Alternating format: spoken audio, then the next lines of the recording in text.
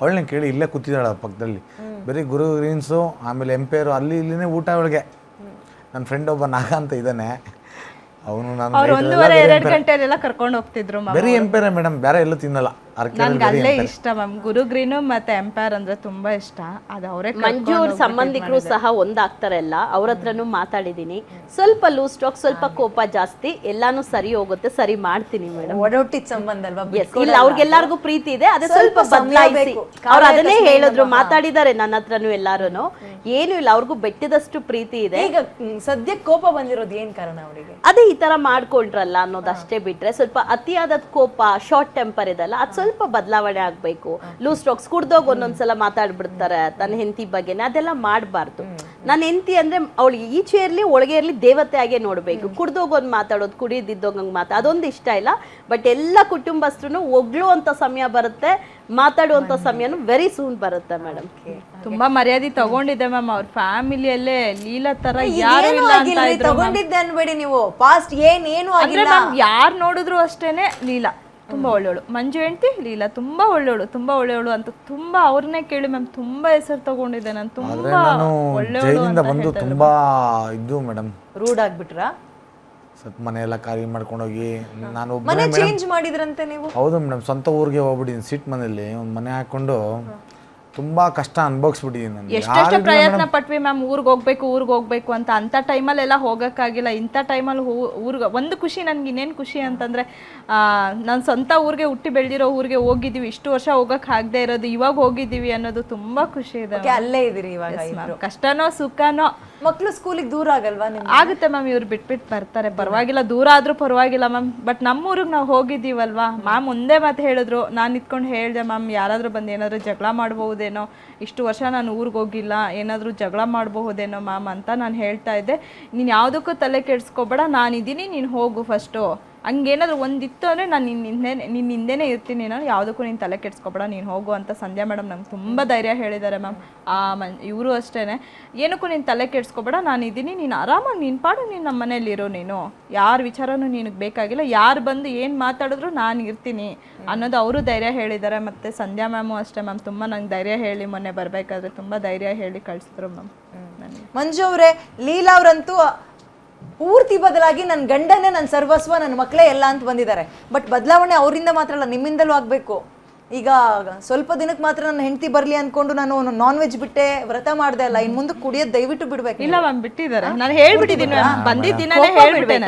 ಕೋಪ ಮೇಡಮ್, ಯಾಕಂದ್ರೆ ಇದ್ದೇ ಇರುತ್ತೆ ಮೇಡಮ್ ಕೋಪ. ಅಂದ್ರೆ ನಾನು ಅಲ್ಲಿ ಕೆಲ್ಸಕ್ಕೆ ಹೋಗಿ ಬಂದಿರ್ತೀನಿ, ನನಗೆ ಕೋಪ ಮೇಡಮ್ ಇರೋದು ಹೇಳ್ಬಿಡ್ತೀನಿ.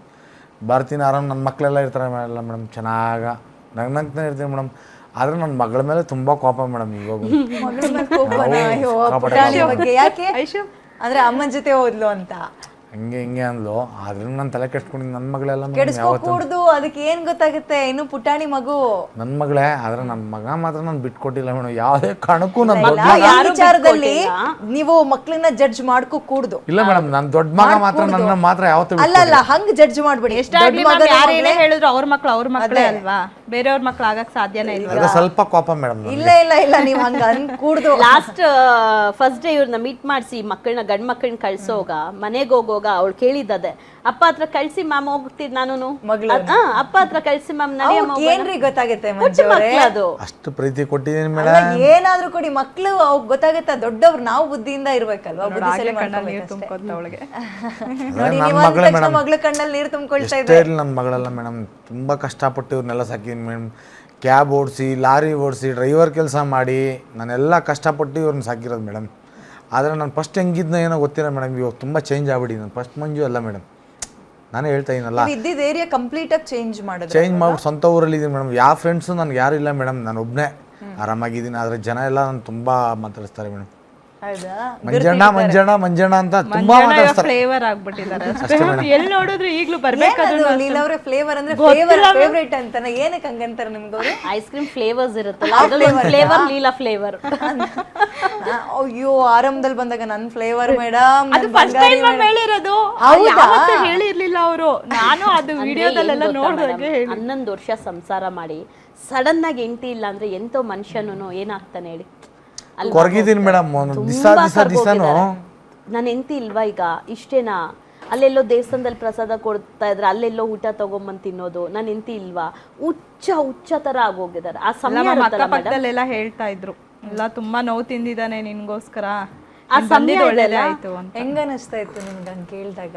ಬೇಜಾರಾಗ್ತಿತ್ತು, ಬೇಜಾರಾಗ್ತಾ ಇತ್ತು. ಹೆಂಗೋ ಇದ್ವಿ ಲೈಫಲ್ಲಿ, ಏನೋ ಆಗೋಯ್ತು, ಆದರೆ ತುಂಬ ನೋವು ತಿಂದಿದ್ದಾರೆ ಅನ್ನೋದು ಗೊತ್ತಾಯ್ತು ಮ್ಯಾಮ್ ನನಗೆ. ಅಲ್ಲ ಈಗ ನೀವು ಹೇಳ್ತಾ ಇದ್ರಿ, ನೋಡ್ತಾ ಇದ್ದೆ ಒಂದೊಂದ್ಸಲ ಅಲ್ಲಿ ಓಡಾಡ್ಬೇಕಾದ್ರೆ. ಹೌದೌದು ಮ್ಯಾಮ್, ನಾನು ಎಷ್ಟೋ ಸತಿ ಹತ್ಕೊಂಡು ಹೋಗಿದ್ದೀನಿ ಮ್ಯಾಮ್. ಒಬ್ಬನೇ ನನ್ನ ನಂಬ್ಕೊಂಡು ಹೊರಗೆ ಬಂದ್ರು, ಪ್ರೀತಿ ಮಾಡಿ ಮದ್ವೆ ಆದ್ವಿ.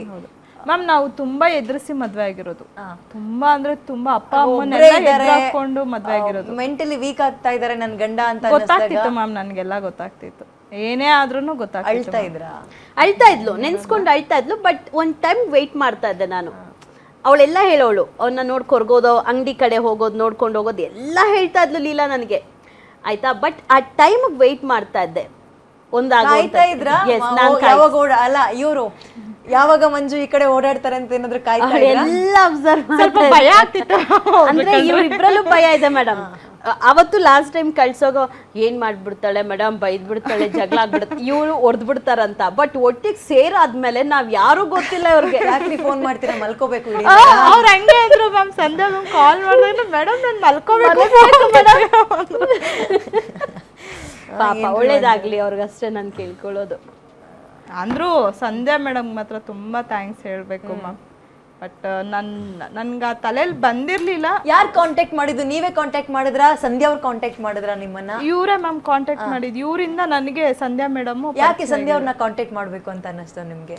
ಮೇಡಮ್ ನಮ್ಮ ಫ್ರೆಂಡು ಅವ್ರಿಗೆ ನಂಬರ್ ಕೊಟ್ಟಿರೋದು, ಅದು ಇವ್ರ ಫ್ರೆಂಡೇ ನಂಬರ್ ಕೊಟ್ಟು ಅವ್ರು ಮೇಡಮೇ ಮಾಡಿದರು. ಫಸ್ಟ್ ಟೈಮ್ ನನಗೆ ಗೊತ್ತಿಲ್ಲ, ಮಂಜಣ್ಣ ನಿಂಗೆ ಒಳ್ಳೇದಾಗುತ್ತೆ ಮಾಡ್ಕೊಡ್ತೀನಿ ಅಂತ ಆವಾಗ ಹೇಳಿದ್ದಾರೆ.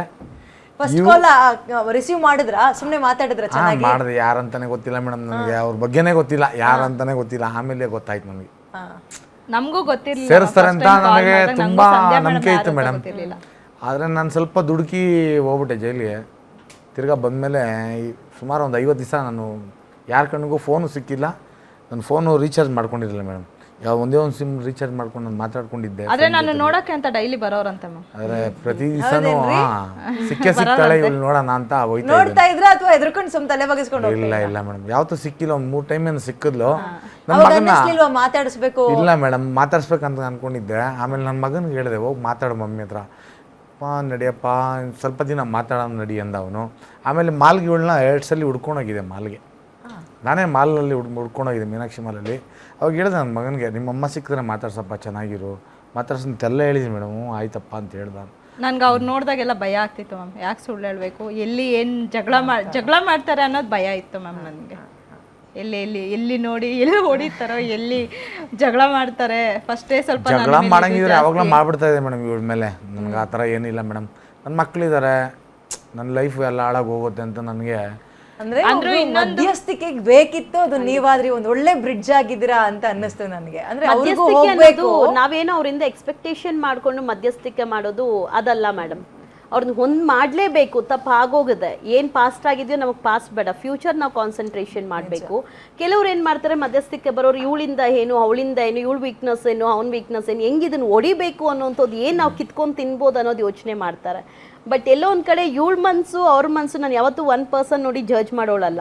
ನಾನು ಇಬ್ಬರನ್ನೂ ತಿಳ್ಕೊಳ್ತೀನಿ, ಇಬ್ಬರ ಬಗ್ಗೆನೂ ರೀಡ್ ಮಾಡ್ತೀನಿ. ಗೊತ್ತಾಗಿದ್ದು ಇಬ್ಬರಲ್ಲೂ ಪ್ರೀತಿ ಇದೆ, ಇಬ್ಬರು ಬೇಕು. ಆಮೇಲೆ ಸಂಬಂಧಿಕರು ನಿಮ್ಮ ಮನೆಯಲ್ಲಿರೋ ಅಕ್ಕಿ ಚೀಲ ಖಾಲಿ ಆಗೋ ತನಕ ಮಾತ್ರ